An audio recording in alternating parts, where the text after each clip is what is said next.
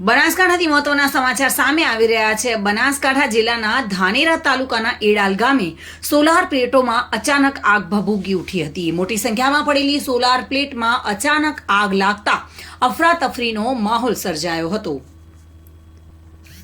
જો કે ખેડૂતોના ખેતરોમાં સોલાર પ્લેટો લાગી તે પહેલા જ ગરમીના કારણે આગ લાગવાનું અનુમાન લગાવવામાં આવી રહ્યું છે।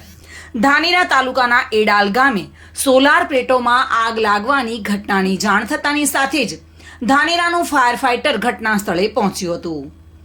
પાણીનો મારો ચલાવી આ આગને કાબુ લેવા માટે પ્રયાસો હાથ ધરવામાં આવ્યા હતા।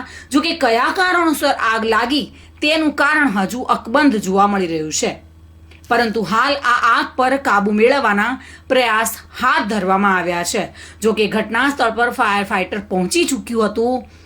ખેડૂતોના ખેતરમાં સોલાર પ્લેટો લાગે તે પહેલા જ તેમાં આગ લાગી ગઈ હતી અને મોટા પાયે નુકસાન થયું હોવાની ભીતિ સેવાઈ રહી છે।